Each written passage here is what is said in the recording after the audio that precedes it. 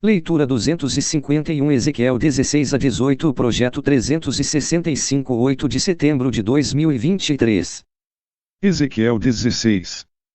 Essa mensagem lembrou Jerusalém de sua antiga condição de menosprezo no meio das nações canaanitas. Usando a imagem de um bebê que cresceu até se tornar uma mulher. Deus lembrou Jerusalém que ele a havia elevado de um estado humilde à grande glória de ser a sua noiva. Porém, ela traiu a confiança de Deus e prostituiu-se, buscando alianças com as nações pagãs e adotando os seus costumes. Se colocarmos Deus de lado em qualquer aspecto de nossa vida, mesmo que se trate de nossa educação, família, carreira ou prazer, estaremos, da mesma maneira, abandonando-o.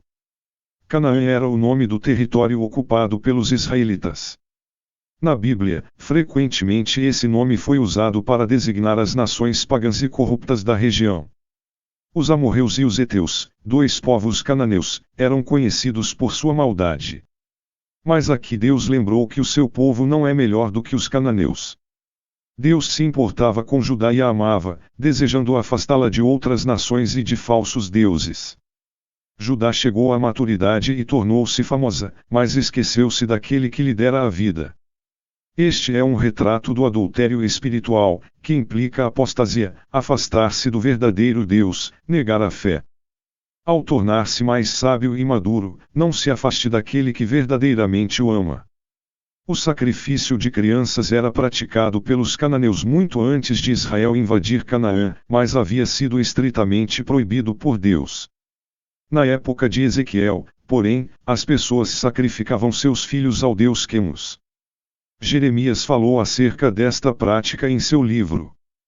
Por causa de tal prática perversa do povo judeu, o templo se tornou impróprio para a habitação de Deus. Quando o Senhor deixou o templo, Judá ficou sem guia e protetor.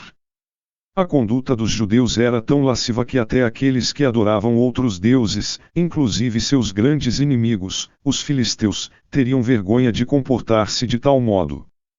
Os judeus os excederam em maldade. A cidade de Sodoma, um símbolo de total corrupção, foi completamente destruída por Deus devido à sua maldade. Samaria, a capital do Reino do Norte, Israel, era menosprezada e rejeitada por Judá. Ser chamada irmã de Samaria e de Sodoma era muito ruim para Judá, mas ser considerada mais perversa do que estas significava que seus pecados eram uma abominação indizível e que sua destruição era inevitável.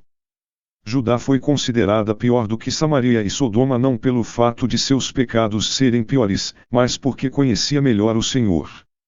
Desta forma, nós que vivemos em uma época em que a palavra de Deus é clara e acessível, seremos piores que Judá se continuarmos em pecado. É fácil julgar e condenar Sodoma, especialmente por seus terríveis pecados sexuais.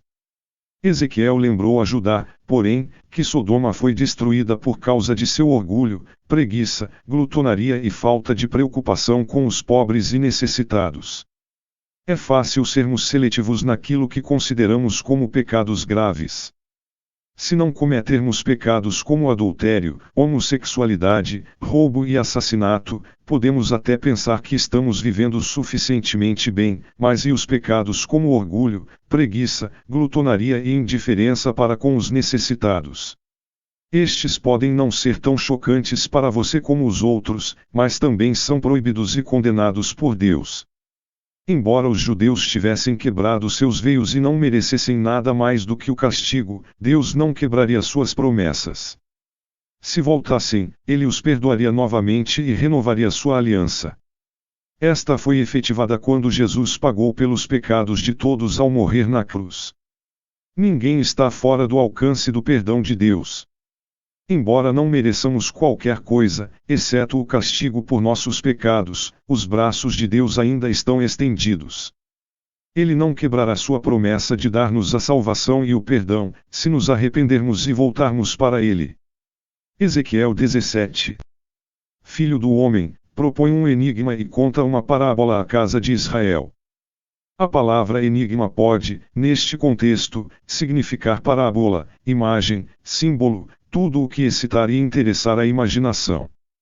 Se o zéfiro não tiver voz suficiente para nos prender, Deus empregará o trovão. Se o pequeno riacho prateado, correndo por suas margens verdes, não tem nada a nos dizer, as grandes enchentes levantarão suas vozes e nos obrigarão a atender. Quem dirá que há apenas uma maneira de pregar, ensinar, educar os jovens? Há mil maneiras. O que queremos é que um jovem diga quando seu caminho não está sendo adotado.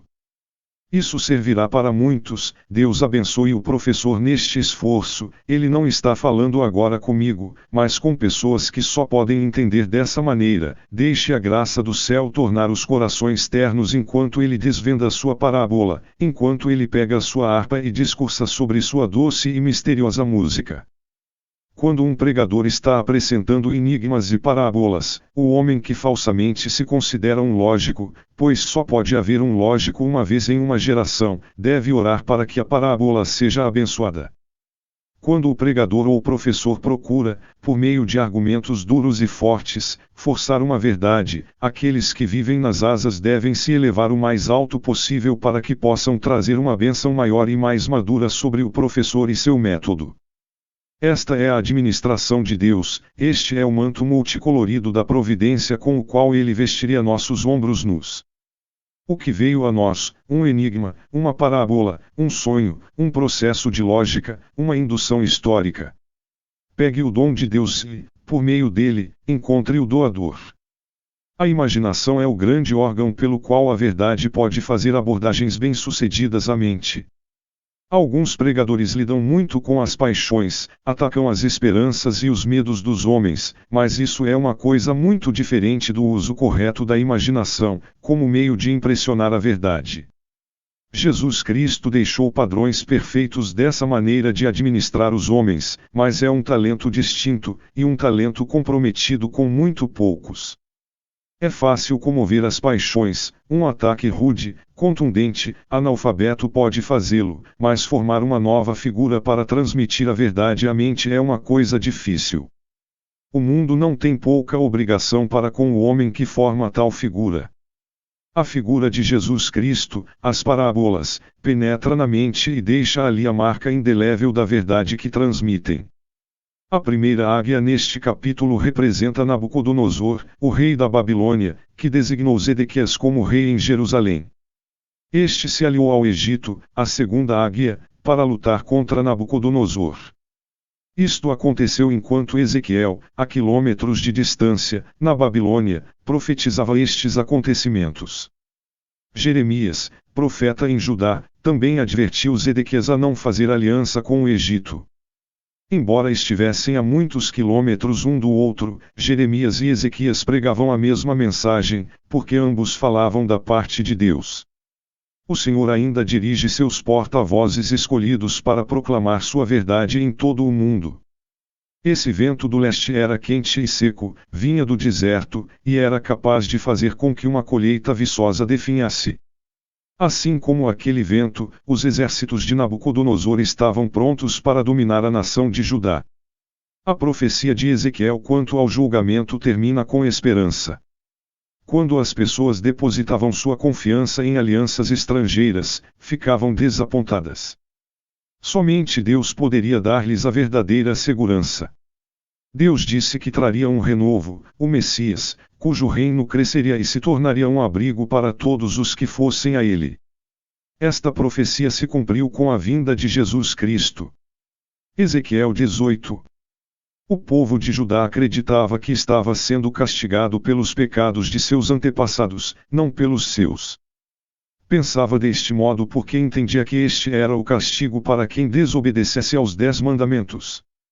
Ezequiel ensinou que a destruição de Jerusalém devia-se à decadência espiritual das gerações anteriores. Mas esta fria convicção levou Israel ao fatalismo e à irresponsabilidade. Então, Ezequiel deu a nova diretriz de Deus, porque a antiga foi mal interpretada.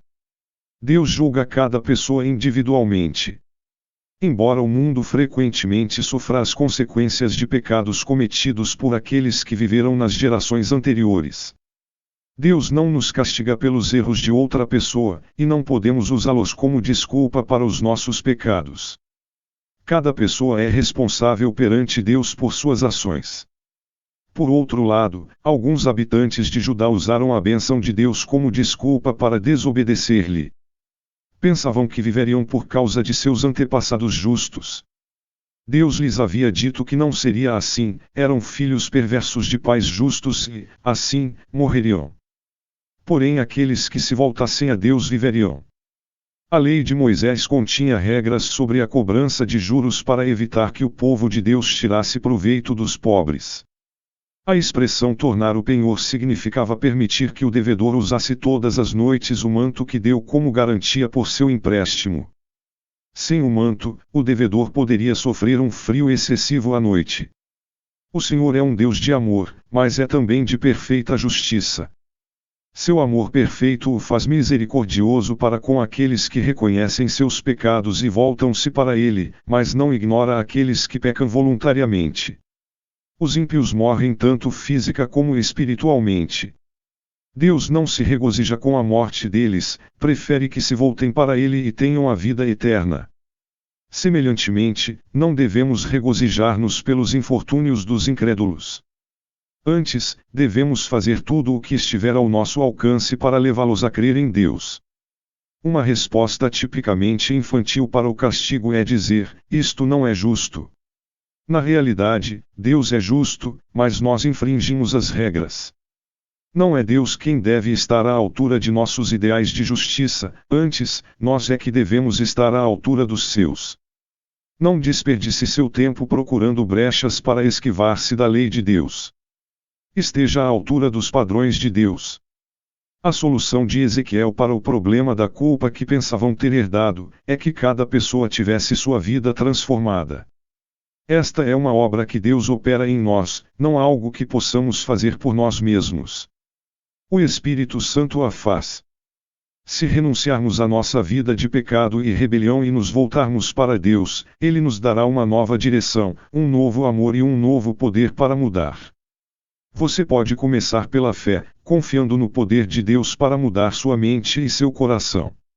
Então, determine viver cada dia de sua vida sob o controle dele.